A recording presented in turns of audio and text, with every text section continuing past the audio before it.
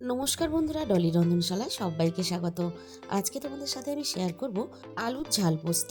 পোস্ত হয়তো তোমরা অনেক রকমভাবে বানিয়ে খেয়েছো, তবে একবার এইভাবে আলু পেঁয়াজের ঝাল পোস্ত বানিয়ে খেয়ে দেখো। হাতে 10 মিনিট থাকলে গরম গরম ভাত বা রুটির সাথে খাওয়ার জন্য তোমরা এই রেসিপিটা বানিয়ে নিতে পারবে। রেসিপিটা বানানো যেমন সোজা, খেতে কিন্তু হয় তার থেকে 10 গুণ বেশি ভালো। আমি কড়াইয়ের মধ্যে প্রয়োজন মতো সর্ষের তেল দিয়ে তেলটাকে খুব ভালোভাবে গরম করে নিয়ে ফোড়নে আমি দিয়ে দিলাম একটা শুকনো লঙ্কা। সাথে এবার আমি কেটে রাখা আলুগুলোকে দিয়ে দেব। সবসময় কিন্তু আমাদের সবজি খেতে ভালো লাগে না, তাই এইভাবে একবার আলুর এই রেসিপিটা বানিয়ে দেখতে পারো। বাড়ির ছোট থেকে বড় সবাই খেতে পছন্দ করবে। এবার আমি আলুটাকে নাড়াচাড়া করে মিনিট 3-4 মতো প্রথমে ভেজে নেব। আলুটাকে একটু ভাজা ভাজা করে নিয়ে এবার আমি বেশ কিছুটা পেঁয়াজ কুচি দিয়ে দিলাম। আর পেঁয়াজের সাথেই আমি রান্নার স্বাদ মতো লবণটা দিয়ে দিলাম।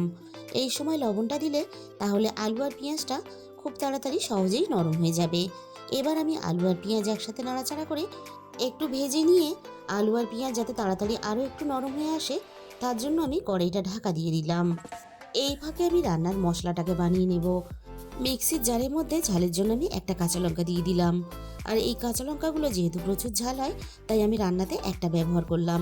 এবার আমি দিয়ে দিলাম 2 চামচ পোস্ত। আর ঝালের পরিমাণটা অবশ্যই নিজেদের স্বাদ মতো ব্যবহার করবে। অল্প একটু জল দিয়ে পোস্ত আর কাঁচা লঙ্কাটা বেটে নেব। মিনিট 3-4 মতো আমি ঢাকা দিয়েছিলাম। এবার আমি কড়াই থেকে ঢাকাটাকে সরিয়ে নিলাম। আলু আর পেঁয়াজ বেশ হালকা নরম হয়ে গেছে। এবার আমি আলু আর পেঁয়াজ একসাথে নাড়াচাড়া করে একটু সময় নিয়ে বেশ ভালোভাবে ভেজে নেব। আলু আর পেঁয়াজ আমি একসাথে বেশ ভালোভাবে ভেজে নিয়েছি। আর আলু আর পেঁয়াজের গায়ে দেখো একটা সুন্দর ভাজার কালার চলে এসেছে। এর থেকে বেশি ভাজার দরকার নেই। আর আলুর মধ্যে দেখো একটা সিদ্ধ ভাব চলে এসেছে।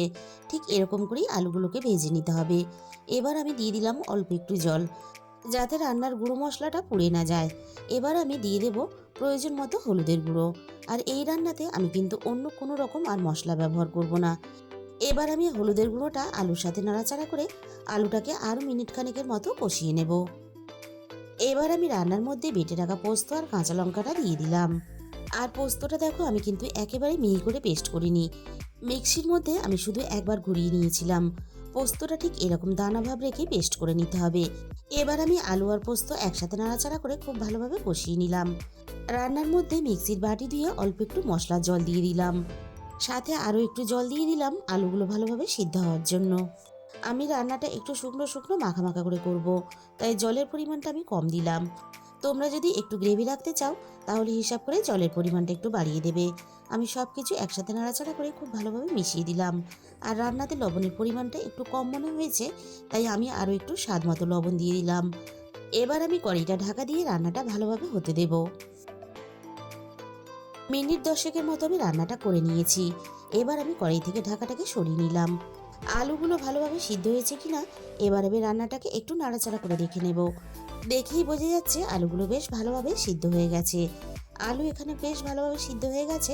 এবার আমি রান্নার মধ্যে দিয়ে দিলাম 1 চামচ সর্ষের তেল। রান্নার শেষে সর্ষের তেলটা কিন্তু অবশ্যই ব্যবহার করবে। এই সর্ষের তেলটা দেওয়ার জন্যই কিন্তু রান্নার স্বাদ আর গন্ধ দ্বিগুণ হয়ে যাবে। সর্ষের তেলের ঝাঁঝটা যাতে রান্নার সাথে সুন্দরভাবে মিশে যায়, তার জন্য আমি একটু ঢাকা দিয়ে দিলাম। রান্নাটা আমাদের রেডি হয়ে গেছে। আমি একটা বাটির মধ্যে পরিবেশন করে তোমাদের দেখিয়ে দিলাম। তাহলে বন্ধুরা, আজকের এই রেসিপিটা ভালো লাগলে ভিডিওতে একটা লাইক করে দিও। আর নিজেদের বন্ধুদের মধ্যে শেয়ার করে দিও। আর কমেন্টের মাধ্যমে জানিও তোমাদের কেমন লাগলো। আর যে সমস্ত নতুন বন্ধুরা এখনো পর্যন্ত আমার চ্যানেলটাকে সাবস্ক্রাইব করনি, এরকম নতুন ঘরোয়া সহজ রেসিপি পেতে আমার চ্যানেলটাকে সাবস্ক্রাইব করে আমার পাশে থাকার অনুরোধ রইল। আর তোমাদের মূল্যবান সময় দিয়ে আমার এই রেসিপিটা এতক্ষণ সময় ধরে দেখার জন্য তোমাদের সবাইকে অসংখ্য ধন্যবাদ। আজকে তাহলে এই পর্যন্ত, দেখা হবে অন্য কোনো নতুন রেসিপির সাথে।